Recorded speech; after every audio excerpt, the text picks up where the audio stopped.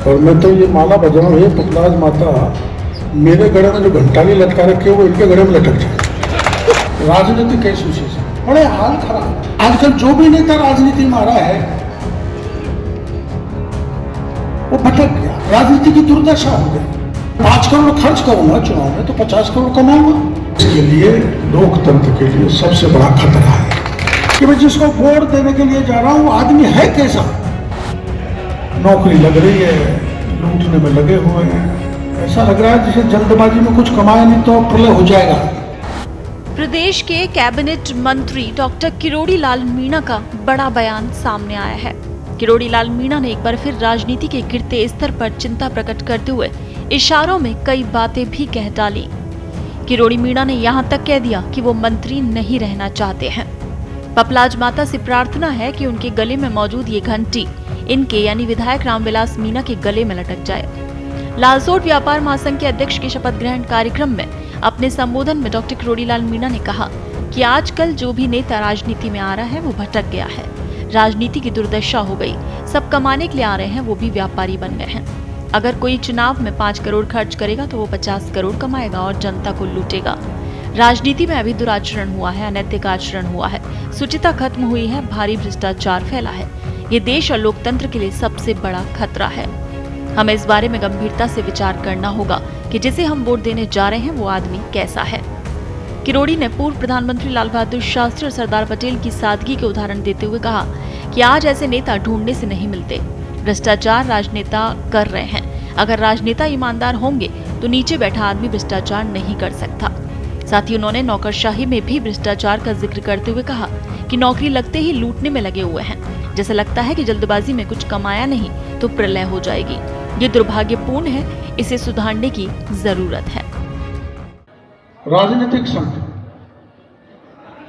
राजनीतिक एसोसिएशन, बड़े हाल खराब। आजकल जो भी नेता राजनीति में आ रहा है वो भटक गया, राजनीति भटक गई, राजनीति की दुर्दशा हो गई। सब कमाने के लिए आ रहे हैं तो वो व्यापारी है। मैं 5 करोड़ खर्च करूंगा चुनाव में तो 50 करोड़ कमाऊंगा, लूटूंगा। मेरी अच्छी इच्छा कहीं चले जाए, कोई इसका नोटिस नहीं, परवाह नहीं करता।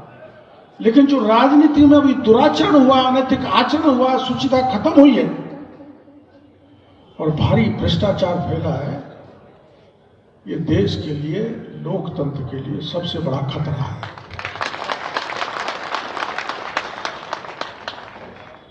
हमको इस बात को गंभीरता से विचार करना पड़ेगा देशवासियों को कि मैं जिसको वोट देने के लिए जा रहा हूं वो आदमी है कैसा। देखो मेरे भाई, लाल बहादुर शास्त्री जब पढ़ने जाते थे पास के गांव में तो नदी को तैर करके जाते थे, और जब स्वर्गवास हुआ तो उनकी जेब में 220 रुपए मिले।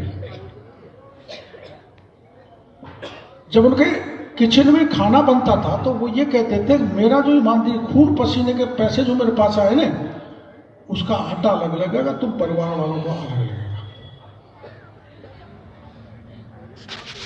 और जब गुजर गए तो आपने अखबारों में पढ़ा होगा, उनके स्मरण भी सुने होंगे कि मरने के बाद उन्होंने कर्जे से एम्बेसडर ली थी और मरने के बाद उनकी मां ने उसका कर्जा चुका के एम्बेसडर को मुक्त कराया था। एक तो ऐसे नेता है। और मैं तो ये माला बजाऊं, हे पपलाज माता, मेरे गले में जो घंटाली लटका रखी है वो इनके गले में लटक जाए।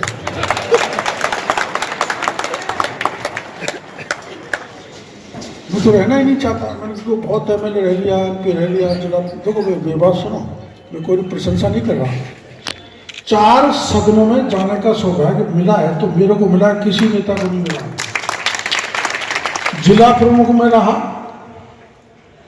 गांव का सदन, MLA में रहा, विधानसभा का सदन, लोकसभा में मैं रहा, लोकसभा का सदन, राज्यसभा में मैं रहा, राज्यसभा का सदन। कोई नेता नहीं मिलेगा।